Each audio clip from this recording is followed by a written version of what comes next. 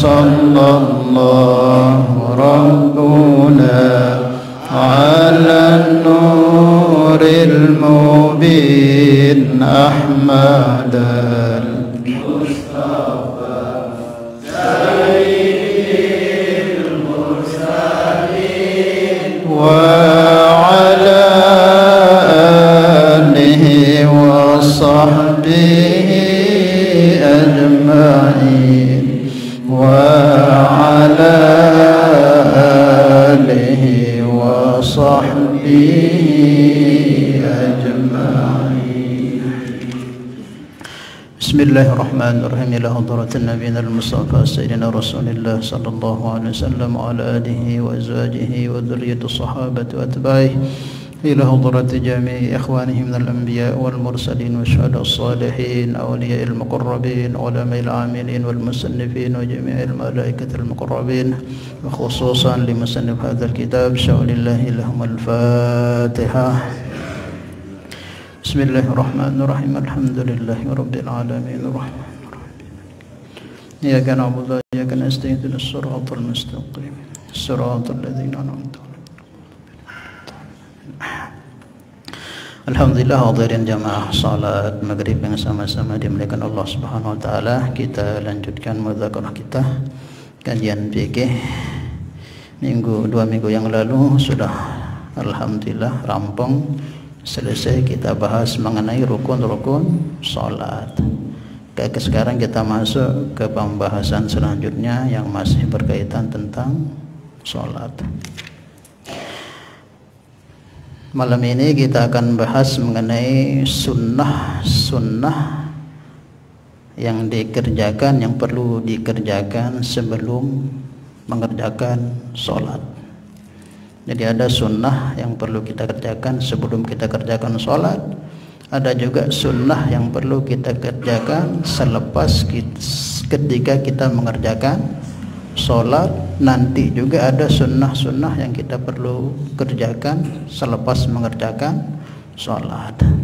Ada sunnah sebelum sholat, ada sunnah ketika melaksanakan atau mengerjakan sholat, ada sunnah nanti selepas sholat. Itu apa sunnah yang perlu kita buat? Paham insyaallah ya?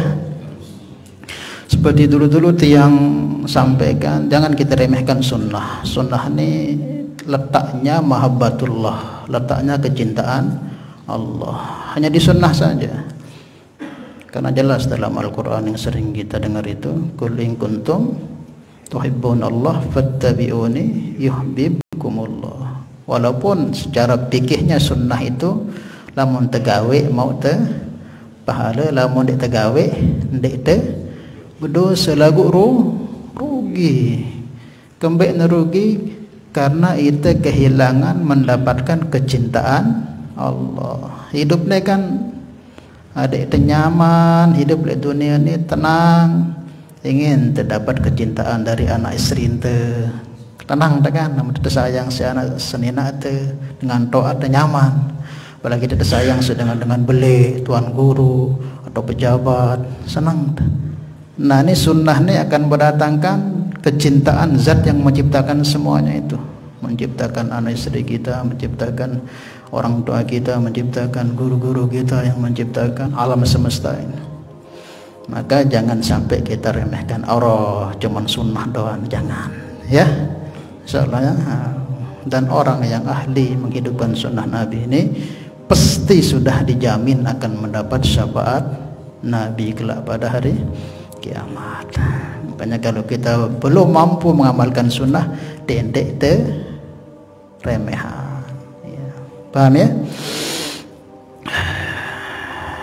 Wassalatu sunanuha, di sini anda disebutkan tafsirnya, ay sunanuha qabla dukhuli fiha syai'ani. Salat atau sunnah salat sebelum masuk dalam mengerjakan solat itu ada dua. Disedikman dikerjakan solat no sunnah, dua sak perlu dilakukan. Yang pertama al-adhanu, adhan ini karena sunnah. Wa huwa lughatan al-i'lamu, dan adzan ini secara sebutan bahasa lughah itu artinya i'lam, yaitu pengumuman, pemberitahuan. Sebagaimana dalam Al-Quran kan disebut itu, wa idza dalam Al-Quran itu wa adzim bin nas yatuka rijalan wa ala kulli dhamiri yatina min kulli fajjin amik. Wa adzim bin nas, Nabi Ibrahim disuruh untuk azan. Maknanya azan itu apa? I'lankan kepada semua anak turunmu. Lafadznya kan azan, wa adzim bin nas bil hajj ya'tuka rijalan. I'lankan kepada seluruh anak turunmu untuk mereka datang ke tempat ini untuk haji. Wa adzim bin nas bil hajj ya'tuka rijalan. Sama lafadznya juga azan. Maknanya azan itu apa? I'lam, pemberitahuan atau pengumuman. Dalam hadis juga ada, man adzani waliyan faqad adzantuhu lil harb, faqad adzan. Lafadznya adzan juga. Allah firmankan dalam hadis qudsi, man adzani waliyan atau adani waliyan, siapa yang menyakiti kekasihku, para wali-waliku, faqad adzantuhu, lafadznya adzan, maka sungguh dia telah menyatakan atau mengiklankan perang dengan aku.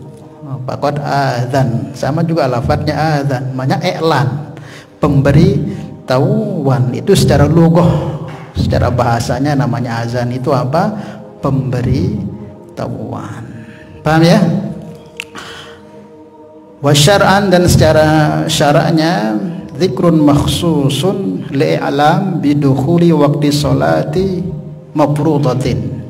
Secara syarak, secara agamanya apa itu azan?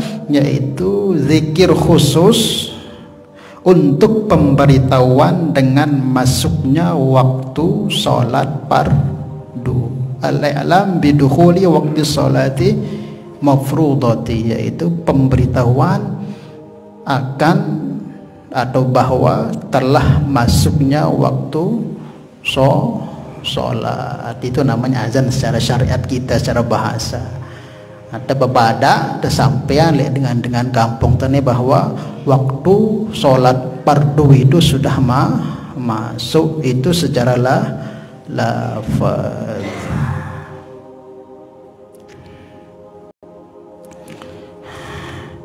Dalam syarahnya di sini disebutkan qauluhu ta'ala wa idza nadaitum ila shalah, ini dalilnya azan ini. Wa idza nadaitum ila shalah, tatkala engkau mengajak atau menyeru mereka ila shalah, untuk salat. Maknanya mengajak, mengiklankan mereka azan untuk mengerjakan salat. Wa khabarus sahihaini, dan khabar riwayat sahihaini, maksudnya riwayat sahih dalil azan dari Bukhari Muslim. Kalau ada sahihaini pasti itu yang dimaksud adalah kitab Bukhari dan Muslim. Ini kedua kitab hadis yang paling sahih selepas Al-Quran, yaitu Bukhari dan Sahih Muslim. Yang bunyinya dalil azan, idza hadarat as-salatu fal yu'adzina lakum ahadukum. Jika telah hadir waktu salat, maka hendaklah salah seorang dari kalian ini ada yang mengiklankan atau ada yang azan. Wal yu'ammakum akbarukum, dan hendaklah mengimami salat kalian orang yang paling besar dari kalian. Maknanya ini dalilnya azan. Nabi pernah perintahkan jika sudah masuk waktu salat, salah seorang di antara kalian harus ada yang azan. Dan nanti kalau sudah azan iqamat, maka hendaklah yang mengimami kalian itu orang besar dari kalian. Maksudnya orang besar itu ya orang dituakan di kampung, ya, Orang dituakan belum berarti tua. Maksudnya orang yang tua dalam segi pandangan agama, walaupun mungkin masih banyak lagu pemahaman agama tinggi, ya ia berhak untuk imam. Paham ya? Wa liwa'ammakum akbarukum, adalah mengimami kalian orang-orang besar dari kalian. Paham ini makna azan ya secara syariat, yaitu pemberitahuan bahwa waktu sholat sudah masuk. Azan ini memang kalau zaman dulu itu azannya itu naik ke atas. Sayyidina Bilal itu naik ke atas. Naik ke atas. Nanti kalau qomat nggak perlu naik ke atas, cukup di bawah. Maknanya sebagian ulama katakan azan itu memang harus orang-orang yang punya suara lantang untuk azan tersebut. Nah, nanti kita bahas nanti perinciannya. Sekarang kita selesai dulu kitabnya. Wa alfadhuhu, dan lafadznya azan masna ada dua. Illat takbiro, kecuali takbir awalahu yang awal. Fa'arbaun, maka jumlahnya 4. Jadi azan itu lafadznya dua, kecuali takbir yang awal itu ada 4. Allahu Akbar, Allahu Akbar, kan Allahu Akbar, Allahu Akbar, Allahu Akbar, Allahu Akbar, 4. Yang lainnya dua, asyhadu an la ilaha illallah, asyhadu an la ilaha illallah, asyhadu anna muhammadar rasulullah, 2. Yang 4 takbir yang awal itu saja. Kemudian wa illat tauhida akhirahu, dan juga 1, yaitu kalimat tauhid yang ada di akhirnya. Apa itu? La ilaha illallah, itu 1 saja. Paham ya? Jadi takbir pertama 4, yang selanjutnya 2, nanti pas tauhidnya itu 1, la ilaha illallah. Paham ya? Nah itu. Wa ila tauhida akhirahu bawahidun, dan juga pas di tauhidnya yang akhir itu 1 kali saja. Tuh, selesai kalau di sini disebut pembahasannya. Nah, jadi ya sedikit mungkin perlu kita tahu mengenai azan. Jadi azan ini disyariatkan selepas disyariatkannya sholat berjamaah. Jadi ketika sholat berjamaah disyariatkan oleh Allah kepada kita, kepada Nabi Muhammad, ya kepada kita juga sallallahu alaihi wasallam. Itu Rasulullah sallallahu alaihi wasallam bingung. Wah, sebenarnya ya bukan bingung sih, ini dikasih sahabat supaya mikir. Ya, Nabi sudah tahu sih, karena beliau seorang Nabi mesti akan diberitahu oleh Allah. Cuma diajak sahabat untuk mikir. Ini kita sudah diperintahkan oleh Allah untuk mengerjakan sholat secara berjamaah. Lagu nak ngemben tante kumpulan dengan ada yang datang jok masjid. Turun perintah berjamaah, lagu cara kita mengumpulkannya gimana? Nah, maka ada sebagian mengusulkan pakai lonceng, ada sebagian mengusulkan pakai api, ada sebagian mengusulkan pakai trompet. Semua belum disetujui oleh Nabi. Kenapa belum setuju? Karena itu ciri khas cara panggilan ibadahnya orang-orang yang di luar Islam. Kalau trompet biasanya siapa? Orang Yahudi. Kalau lonceng orang Nasrani. Kalau api orang Majusi. Jadi nggak diterima. Oh jangan, itu cara panggilannya orang-orang yang agamanya dari Islam. Kita ini harus punya cara khusus. Bingung sahabat apa dekadu nih, bingung. Akhirnya malam itu belum selesai dibahas, sehingga sahabat ini pulang semua di otaknya mikir berembe tentannya selesai kelar masalah cara memanggil orang untuk sholat berjamaah ini. Sudah Nabi suruh pulang. Maka setiap sahabat itu ada di benaknya mikir itu, sampai ada yang nggak bisa tidur, mikir bagaimana cara supaya bisa mengumpulkan orang. Sehingga ya di saat itu, di malam itu pula ada kurang lebih 9 sahabat mimpi sama, yaitu mimpi diazarkan adzan. Satu sama lain sama. Yang pertama itu ngelapor ke Rasulullah, pagi-paginya dipanggil lagi, duduk sama Rasulullah. Gimana? Ada yang sudah punya cara gimana? Cara ngumpulin orang.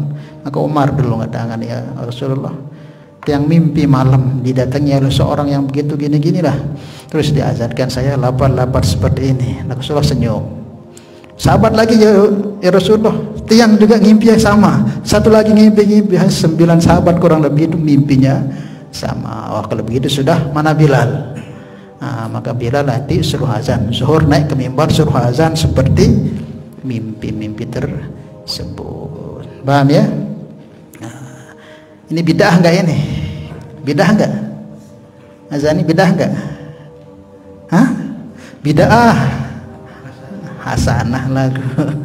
Kenapa? Karena bukan dari Nabi, dari apa? Ijtihadnya para sahabat. Kenapa hasanah? Karena disetujui oleh Rasulullah. Perkara kok disetujui oleh Nabi, berarti Nabi membenarkan. Itulah namanya sunnah apa? Takririyah. Sunnah itu kan ada fi'liyah, ada sunnah qauliyah. Sunnah berupa perbuatan Nabi, cara berpakaiannya Nabi, cara bergaulnya Nabi, itu namanya sunnah fi'liyah. Ada sunnah qauliyah. Qauliyah ini apa? Berbangsa ucapan, bagaimana Nabi kalau masuk masjid doanya apa, kalau keluar masjid doanya apa, kalau mau makan, itu namanya qauliyah.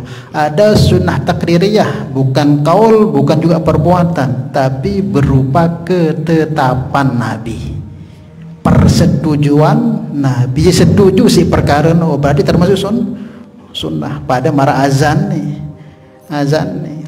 tidak pernah Nabi, dari Nabi azan itu. Bahkan dalam riwayat Nabi nggak pernah azan, kecuali sekali atau 2 kali pas Hasan Husain lahir.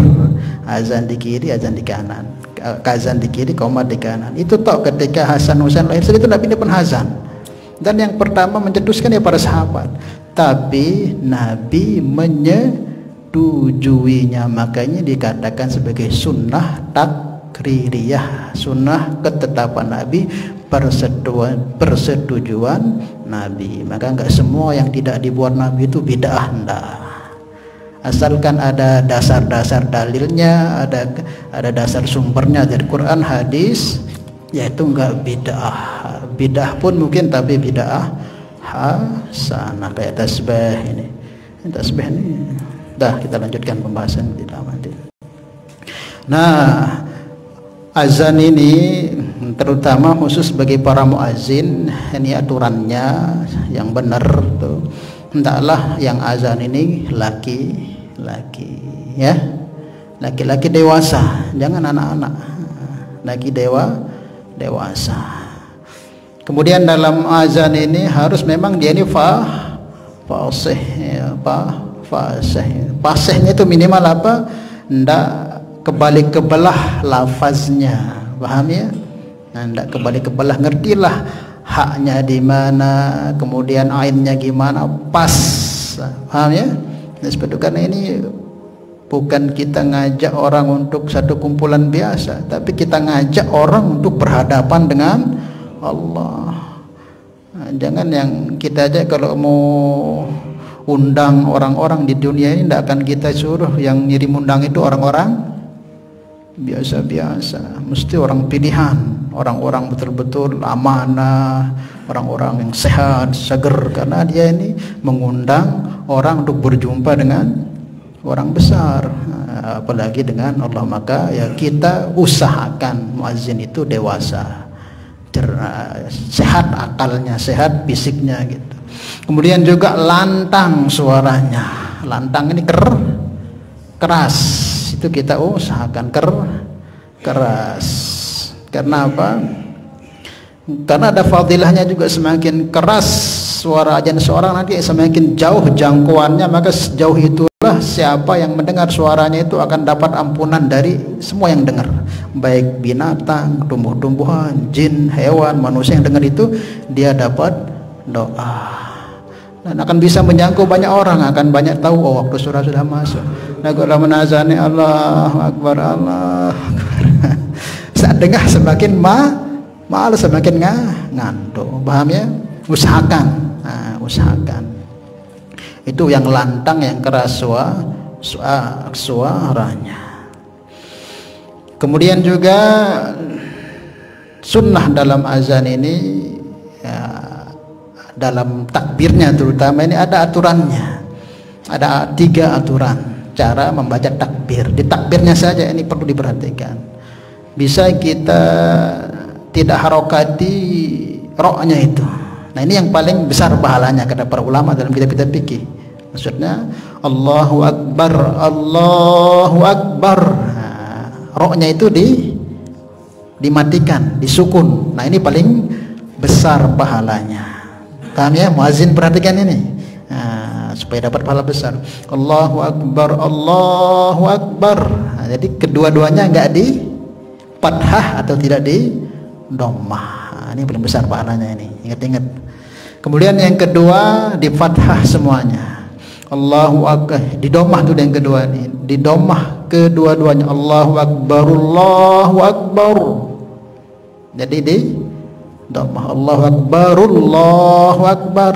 Nah, itu yang kedua. Yang ketiga di fathah. Allahu Akbar, Allahu Akbar. Nah, jadi jangan sudah maka ini tanazan ada berdomah ada bohong. Jangan, itu semua ada aturannya ya. Misal tidak dengar dengan Allahu Akbar, Allahu Akbar, kena no. Nah, atau mungkin tidak dengar dengan Allahu Akbar tanpa harokat kena juga. Atau dia fathah Allahu Akbar kena masih. Ketelu-telu cara ini semua benar. Nah sebagian ulama menyebutkan yang paling banyak pahalanya itu roknya itu dimatikan, disukun. Allahu Akbar, Allahu Akbar. Paham ya? Nah ini diperhatikan muazin. Kemudian juga dalam azan ini ada istilahnya tarjih. Nah kita ini di Lombok terutama jarang nih tarjih ini sunnah ini. Kalau kita di Temboro ada namanya tarjih. Tarjih itu apa? Bersyahadat sendiri dulu muazin itu sebelum syahadat kepada yang lain. Jadi Allahu Akbar, Allah, ini suara keras nih. Allahu Akbar, Allahu Akbar, Allahu Akbar, Allahu Akbar. Nah sebelum baca syahadat, isyahadat dulu untuk diri. Nah, jadi suaranya untuk didengar diri saja. Misal Allahu Akbar, Allahu Akbar, Allahu Akbar, selesai maka asyhadu an la ilaha illallah, asyhadu an la ilaha illallah, asyhadu anna Muhammadar Rasulullah, asyhadu anna Muhammadar Rasulullah. Baru dia untuk orang lain. Asyhadu an la ilaha illallah. Paham ya? Itu namanya tarjih, itu sunnah. Sunnah. Sebagai kita tidak pernah tahu itu kan, tidak pernah dikerjakan. Sunnah itu kita dengarkan ke diri kita dulu, syahadat 2 itu baru ke orang. Ya suaranya kecil saja. Misal Allahu Akbar, Allahu Akbar, Allahu Akbar, Allahu Akbar.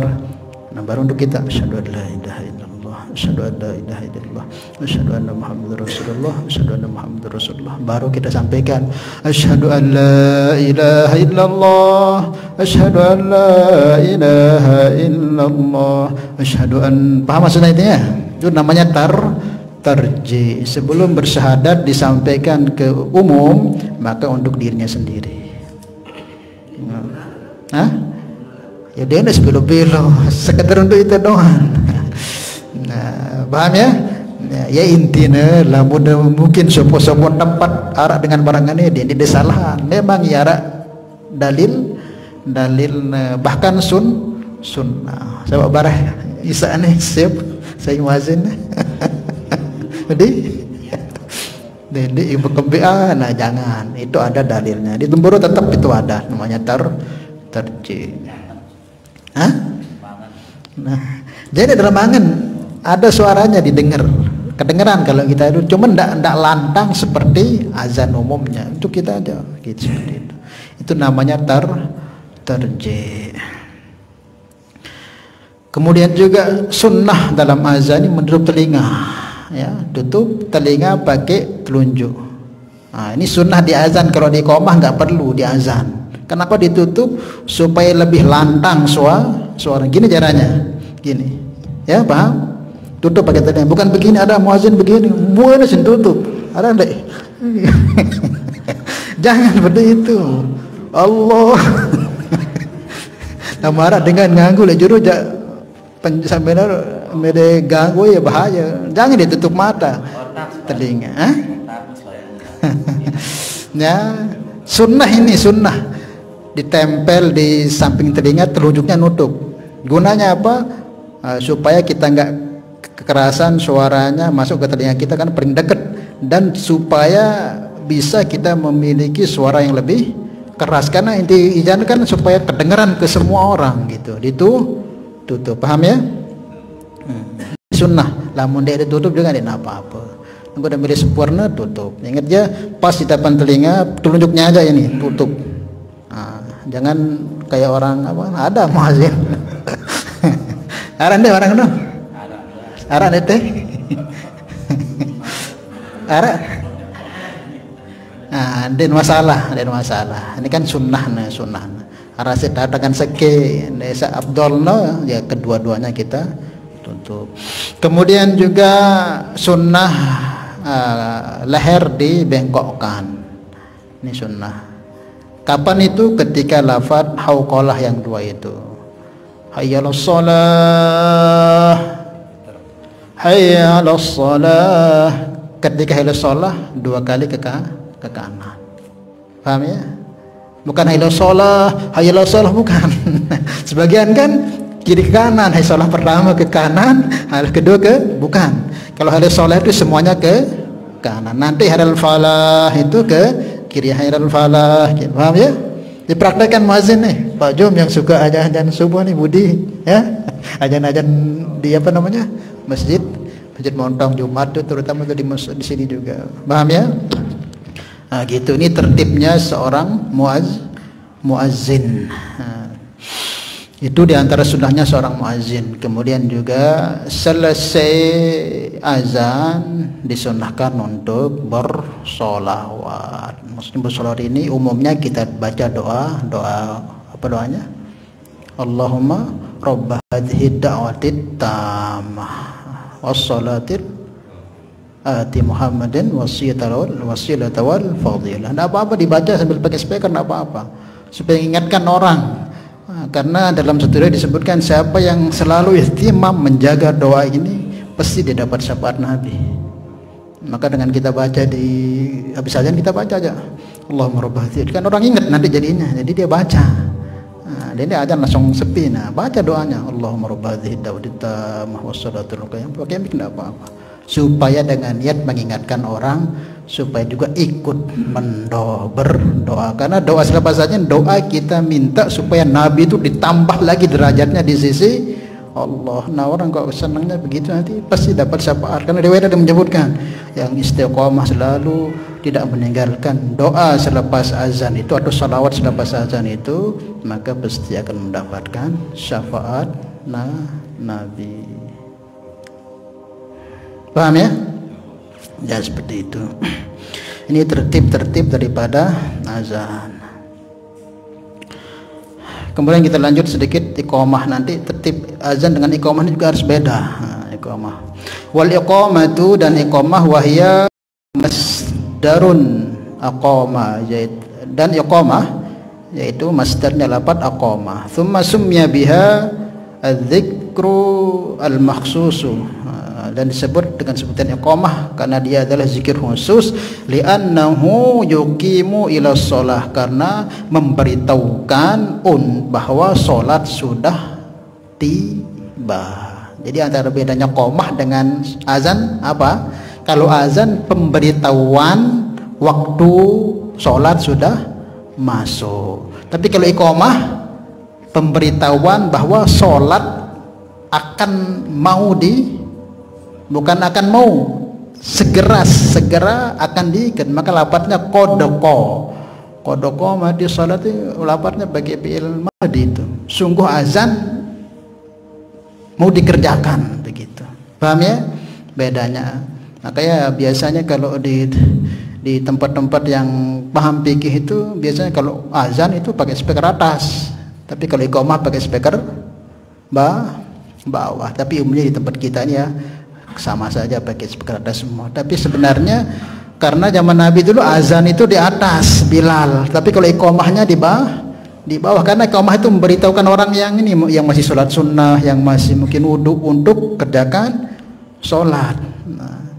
Kenapa azan Bilal ketika azan naik ke atas? Supaya diberitahukan kepada orang yang sibuk-sibuk di pasar, di bangker, di mana itu diberitahu azan sudah tiba. Nah kalau qomat itu ya Bilal nggak naik lagi ke atas, qomat nggak. Mananya qomat itu ya sekitar sini saja. Makanya ya, tempat-tempat yang itu ya biasanya ya pakai speaker bawah. Tapi kalau kita kan aneh, barasilin, makan harus qomat. Sebenarnya itu yang benar, tapi ya kalau kita ya pakai sudah kedua-duanya, qomatnya pakai speaker atas, azannya juga pakai speaker atas. Karena biasanya ya kita meremehkan jadi qomat doang ada pendeta taek tuh sudut senina no dodo semamaku wah ngebang no. Kadang kita kan silik di situ. Orang yang masih ngebang di man qomat. Deman qomat, kumat deman ngebang ya kan. Rata-rata itu kan qomat lah pendeta taek beton aja. Itu jadi seperti itu. Makanya kalau sudah azan dikumandangkan ya usahakan ya sudah naik sama itu yang paling afdal dan utama. Paham ya? Wa innama yusra'u dan sesungguhnya disyariatkan kullun minal adzan wal iqamati lil maktubati. Sesungguhnya disyariatkannya azan dan iqamahnya hanya khusus untuk salat fardu. Jadi untuk salat fardu saja. Lah muntah bertahajud, muntah berduha, muntah apapun dende azan iqamat dende isa perlu azan iqamat nu lamun tagawi sembahyang fardu. Ngembe ustaz lu terlambat. Bisa di perjalanan sampai tujuan jam 2, apa perlu azan atau iqamat? Perlu ndek? Perlu lagu dene ke speaker. Tetap disunnahan dah azan. Misal azan kan biasa ya itu jam setengah seki ini sampai ke tujuan jam 2 agak perlu azan tetap disunahkan lamun di mana sholat padu lagu dendek kado speaker ribut bareng ya apa malik ini. Nah, tetap disunahkan azan ya tapi jangan sampai peka pengeras suara azan dan iqamah tetap tadi seperti itu. Paham? Dan syariatkannya azan dan iqamah itu khusus untuk sholat fardu yang 5 tersebut. Wa amma ghairuha adapun yang selain sholat 5 waktu fa yunadi laha as-sholatu jami'ah. Ini harus kita tahu ini. Selain daripada sholat 5 waktu itu cara manggil orang untuk sholat itu bunyinya gimana? As-sholatul jami'ah. Mau qiyamul lail kah, mau sholat jenazah, kamu sholat apa saja. Misal kita mau qiyamul lail atau kita mau sholat gerhana atau mau apa berjamaah dengan cara mengerjakan ini kedua azan. Gimana cara manggilnya? As-sholatul jami'ah. Paham ya? Biasa dah mulai masjid saya kira ngadu. Hah? Muji esarana Tirmizi. Tirmizi itu bagus no, berarti orang ngaji no. As-sholatul jami'ah. Memang gitu panggilan untuk sholat berjamaah yang bukan untuk fardu. Kan di sini disebutkan wa ma ghairuha fa yunadi laha as-sholatu jami'ah. Itu cara manggilnya yaitu sholatul jami'ah. Paham ya? Nah, sudah selesai sampai itu bahasan qomat. Nah, yang perlu juga kita perhatikan, usahakan yang qomat dengan yang azan satu orang. Dia nak kanggo sak lain qomat lah itu sak lain azan sak lain aturannya seazannya sak qomat dia sak berhak. Nah, kapan nak kanggo lamun uzur sak muazin atau wah nabang izin dia nak sok salok-salokan ya aturan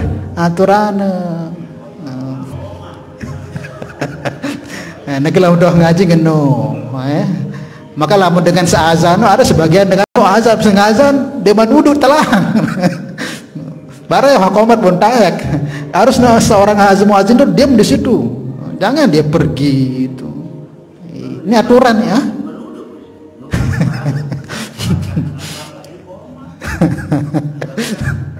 Boleh. Paham ya? Ya. Jadi yang azan itu yang qomat, aturan agama syariat seperti itu. Kapan yang lain boleh azan? Kalau yang azan itu ada uzur, mungkin dia melihat menek atau sedangkan waktu utama, boleh saat lain qomat, atau mungkin ya izin aku qomat deh, silahkan. Lagu main selok-selokan, main apa rana? Main serobot-serobotan, doang milih pahala aku milih, ya dapat pahala aku di aturan marangan ngeno, harus pakai aturan. Paham deh? Nah, dia yang azan, dia yang qomat. Maka kalau seumpama kita mau qomat, ya izin sama muazin. Kalau muazin izinkan, baru kita qomat. Paham ya? Kemudian yang imam dengan yang azan usahakan beda orangnya. Dia ndak ya azan, ya qomat, ya Imam Malik. Ini jangan kecuali lamun di masjid ini ada jamaah dan apa-apa. Ini wah ya azan, ya qomat, ya imam. Ini namanya separuh ya makmum. Maksudnya? Bisa-bisa. Ya, usahakan yang imam sendiri, yang azan juga sendiri. Jangan diborong, kecuali kalau dia sholat sendiri. Paham ya?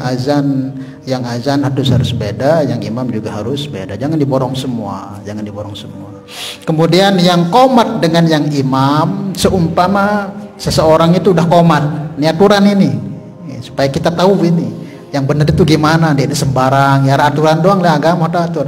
Lamun dengan sekian qomat, terus dia jadi imam sekomat qomat Malik untuk mencabut qomat dia itu. Paham ya? Misal tiang qomat, terus ternyata imam biasa datang, tiang senejeret, jadi imam qomat qomat Malik untuk mencabut qomatnya orangnya, qomat saya itu. Ini aturan ini. Nah, kan jarang terjadi yang qomat lain imam lain. Seumpama terjadi mungkin di narasa tahu nih, arak tahu lalu kadang di semal, sudah jarak kena ya udah maju qomat mah. Ini aturan aneh kan? Tapi ini aturan seperti itu. Makanya dengan kita ngaji itu semakin banyak tahu ilmu. Paham ya?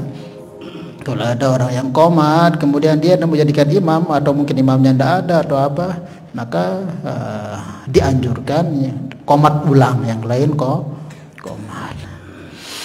Kemudian antara sholat dan qomat jangan terlalu lama. Qomat sampai 10 menit, iman tek-tek imamnya. Bano hotak 10 menit, Malik qomat. Paham deh? Ini kejadian kan nih. Sebagian tempat nih di qomat, lagu imam di mana datang pada nyantai hampir 5 menit. Lama nawas sampai ukuran tahiyat atau rekan Fatihah kok dia mandak imam, atau mungkin agak panjang lagi dia mandak imam. Disunahkan qomat ulangkannya. Antara qomat dengan sholat itu tidak ada jaraknya. Maka ngatur sop itu kapan? Sebelum qomat, itu benernya. Demikian kan qomat bro atur sop. Berjarak jadinya antara sholat kodoko, sungguh telah dikerjakan. Pakainya fi'il madi, bukan pakai mudhari, bukan qodiyakumu, bukan kodoko, sungguh telah dikerjakan sholat. Maka antara sholat dengan iqamah nggak boleh dijeda lah. Macam mau ngatur sop itu ngatur sebelum qomat. Bagi kita di Teboro itu nggak ada orang kok imam nunggu sopnya makmum, tidak ada. Semua sop rapi dulu baru qomat, karena nggak boleh dijarak nih antara sholat dengan iqamah. Lamun sampai suwe dijarak sampai berapa menit, kan 5 menit pun pada saringan teh doang nggak pada maju, tanjuran iqamah Malik. Karena yo jeda beda antara azan sini pisah antara azan dengan qomat. Paham deh? Paham nih? Nah, ini sudah kita bahas dulu ini masalah waktu. Nah, itu dulu yang mau ditanyakan silakan. Cuma masih banyak ini. Ya.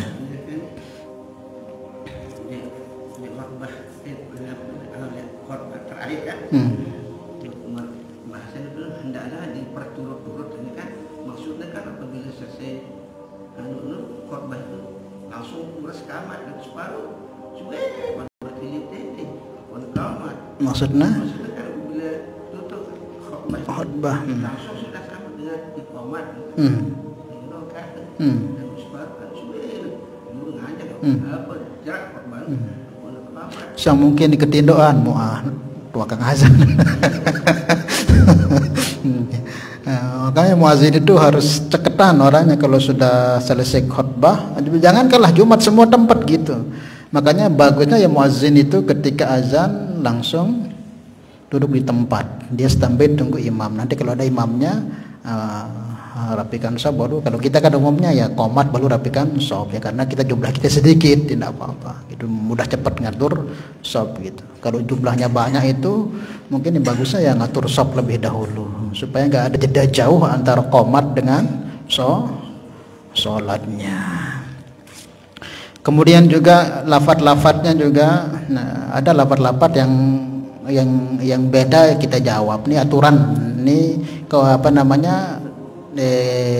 kesunahan bagi setiap orang yang mendengarkan azan itu juga ada. Walaupun dia nggak hadir untuk sholat jamaah, tapi dia dengar azan, maka dia disunahkan menjawab. Karena dalam fadilahnya itu ya kul mislama qolal muazzin, disuruh kita menjawab apa yang dikatakan muazzin, kecuali dua tempat, di hauqalah sama sholat subuh itu, as-salatu khairun. Nah, kalau di hauqalah itu apa kita jawab? Hayyalus shalah itu apa jawabnya? La haula wala quwwata illa billah. Bukan kita jawab hayyalus shalah, bukan. Kedua-duanya di hayyal falah juga jawabannya la haula wala quwwata. Sama juga nanti jawaban ketika imam masuk ke shop untuk ngatur shop itu juga jawabannya la haula. Tidak ada imam maju sawu sufufakum, maka jawabnya apa? Bukan sami'na wa ta'na, tapi tetap jawaban kita la haula wala quwwata illa billah. Paham ya? Sebagian kan itu sami'na wa ta'na, ya kena masih dan salah. Lagu saya kena tajah secara kitab no, cara memanggilnya itu menjawab seruan imam ketika mengadakan sholat istaqimu wa'tadilu sawu sububakum, maka jawaban kita ada jawaban sebagai makmum. Jawabannya apa? Tetap membaca hauqalah itu la haula wala quwwata illa billah. Kemudian juga ketika sholat subuh ada as-salatu khairun minan. Ini juga ada aturannya. Jawabannya bagaimana?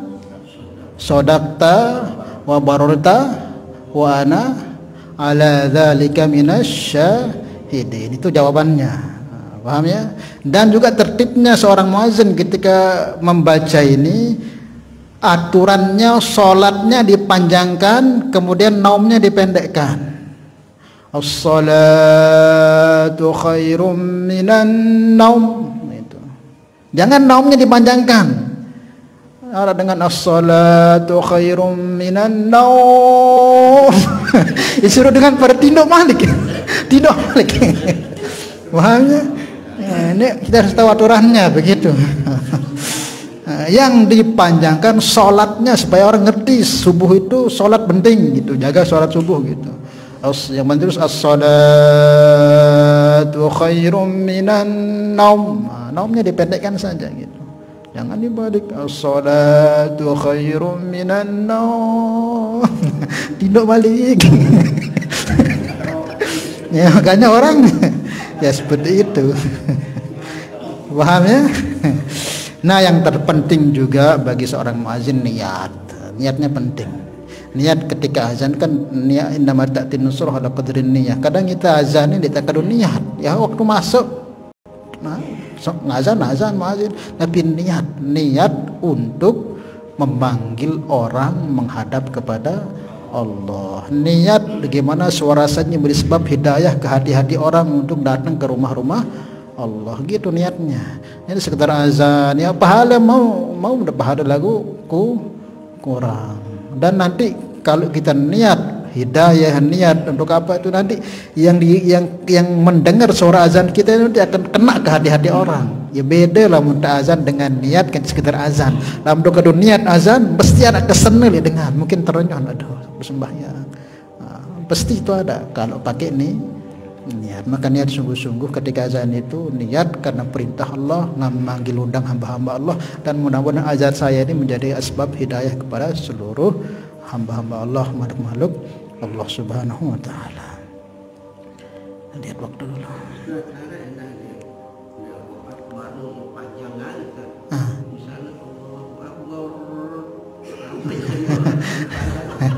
Jangan. Nah, jangan. Allahu Akbar, Allah, jangan Allahu Akbar, Allah kau kan jangan. Itu enggak ada ya pokoknya tahu nak marak ngenene. Marak wah kaji ini nganu tentang gawe dene te gawe sendek te tauil mun. Paham tak? Innallaha wa malaikatahu. Anak kalau biasa kali itu umumnya ditaruh di Lombok, innallaha wa malaikatahu. Itu gimana? Itu enggak ada disebutkan dalam riwayat hadis manapun. Nah, tetapi apakah boleh? Silahkan. Nah, karena apa pun saya terbaca salawat awal akhirnya pasti insya Allah diterima. Maka tidak apa-apa. Ada ini dengan salah ya apa berselawat dengan hadis berselawat apa baca sudah innallaha wa malaikatahu, tidak apa-apa. Tidak apa-apa, hukumnya boleh bersolawat sebelum dan biasanya kalau di masjid saya merbotna. Ya paham kan? Boleh. Kan di dalam kita suatu kesempurnaan dan bersaktidasan namanya sakti kalau sholat sempurna kita berjamaah. Kalau kan separuh kita kebaca anak senang cuma terus jarang-jarang apakah itu kesempurnaan dalam kekurangan. Makanya kita diadakan shop itu harus betul-betul rapatnya. Kadang kita ini itu juga kesalahan kita masing-masing. Kadang shop renggang, kadang ada maju mundur. Nah, mau lihat keadaan kampung itu dia satu hari tidaknya lihat di shopnya. Kalau shopnya itu rapi bagus, nanti insya Allah no kampung itu orangnya hatinya tidak pecah lah. Lagu lamun orang mundur arah jauhan berarti ini memang tapi saling wah di kuda berdiri. Berarti waktu di sholatnya mau serius. Iya.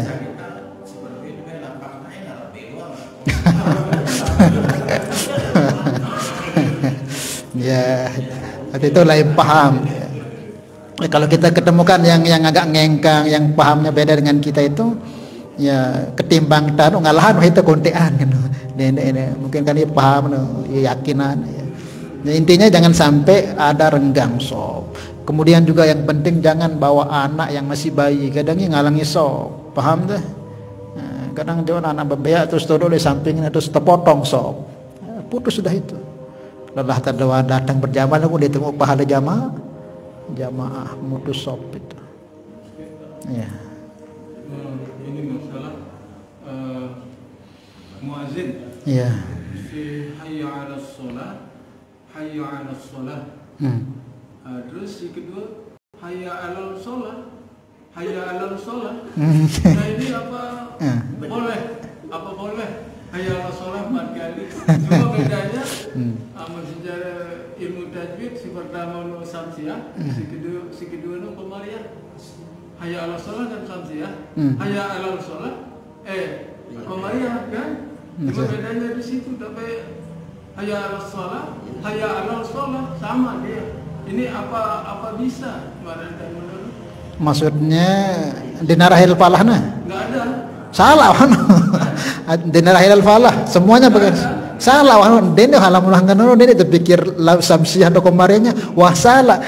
Dua harus hilal shalah, dua harus hilal falah gitu.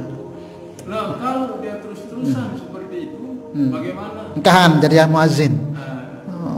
Betul terdengar azan kok lapo anak pakai hilal shalah. Lamun pengkoh-pengkoh saya kok.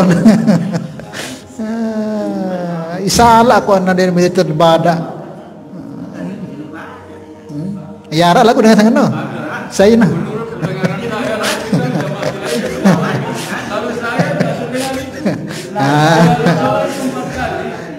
Dengan amun de mungkin de tahu ingetan de dengan no. De ila-ilaan kampung pada deparan kampung ni kampung dewa ngaji kan no.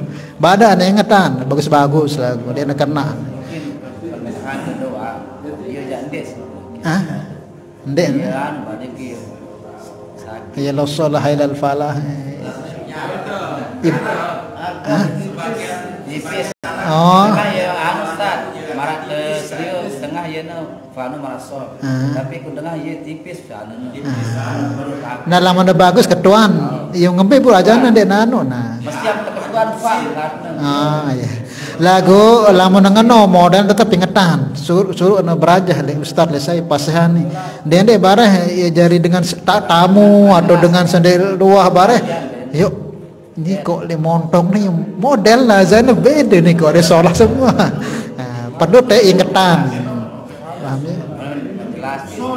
Menurut short dengan Pak beda. No. Beda. Berarti lawan marah. Maka kalau marah sih pertanyaannya otomatis itu salah. Salah sudah itu. Karena enggak ada. Dari mana semua kitab kita buka enggak ada hilo sholah tok keempat-empatnya enggak ada. Nah mungkin kayak Ando katakan tadi mungkin ya pas lagu ya kurang pas suruh berajah pasehan. Ketuan fas katanya iya. Paham? Ya, insyaallah kersikit. Apa?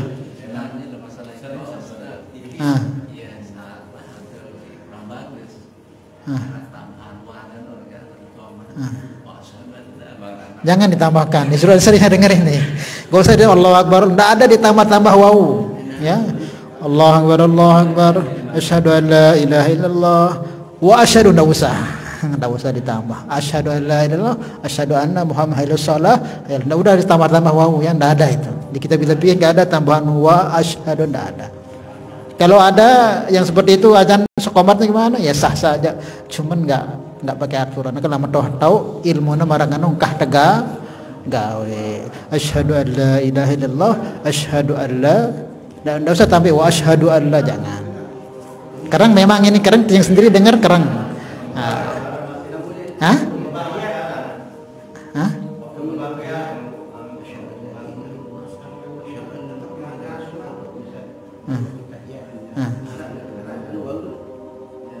Asyhadu an la ilaha illallah, asyhadu anna Muhammadar Rasulullah. Tahiyat. Wah kelewatan pembahasan. Pahamnya